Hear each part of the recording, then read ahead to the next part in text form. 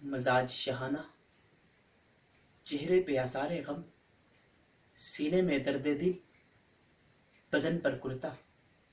کیا لگتا ہے ذی وقار کہ آج باسیان کشمیر کے لیے یوم سیاہ بنانے آیا ہوں؟ نہیں جناب والا، نہیں، کیونکہ آج میرے سامنے کسی کشمیری کا لاشا نہیں بلکہ احساس کا جنازہ ہے۔ کیونکہ آج میرے الفاظ میرے بیان کا حسن نہیں بلکہ میرے دل کے ناخوانوں میں کفن پوش ان دردوں کی آواز ہیں کہ جو درد 21 کروڑ پاکستانیوں کے دلوں میں قضائے الہی سے انتقال فرما چکے ہیں۔ انا للہ و انا الیہ راجعون۔ ذی وقار، میں اس وادی پرخون کا طواف کر کے آیا ہوں کہ دیکھا جو حال وہاں کا تو میرا کلیجہ منہ کو آیا۔ میں نے اپنے ہی رختے جگر کے لہو سے وضو بنایا، لے کے میں نے بہن کا پلو بھائی کو اپنے کفن پہنایا، بچھا کے چادر ماں کی اپنے باپ کا اپنا جنازہ پڑھایا۔ رکا وہاں تھا میں کچھ ہی دن بس کہ ہر روز یوم سیاہ بنایا۔ گیا تھا عزم دلے شبیر لے کر، واپسی پہ دکھی دلوں کا سواگ لایا۔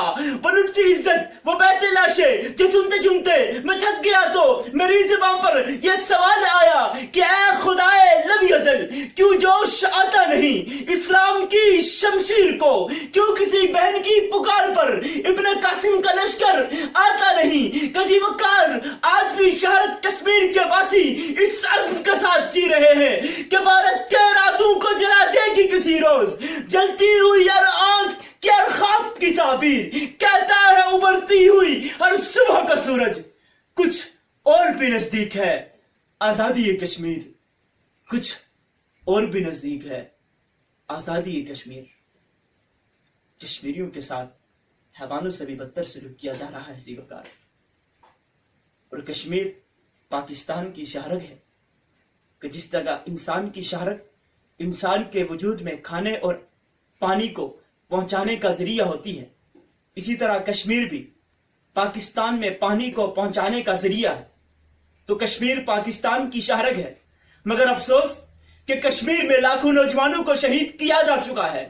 کشمیر پاکستان کی شہرگ ہے، مگر افسوس کہ کشمیر میں ہزاروں ماؤں بہنوں بیٹیوں کی عزتوں کو تار تار کیا جا چکا ہے۔ کشمیر پاکستان کی شہرگ ہے، مگر افسوس کہ کشمیر میں ایک جنازے کے لحد تک کے سفر میں سینکڑوں جنازے گرا دیے جاتے ہیں۔ کشمیر پاکستان کی شہرگ ہے، مگر افسوس کہ کشمیر میں آئے روز حریت رہنماؤں کو جھوٹے الزامات میں پھنسا کر پھانسی کے پھندے لگا دیا جاتا ہے، اور جب ایک حریت رہنما کو شہید کر دیا جاتا ہے تو دوسرا حریت رہنما اس کی جگہ پر آ کر یزید وقت کو للکارتے ہوئے جب پیغام دیتا ہے کہ حق ہمارا آزادی، ہم لے کر رہیں گے آزادی، تو کیسے نہ دے گا آزادی؟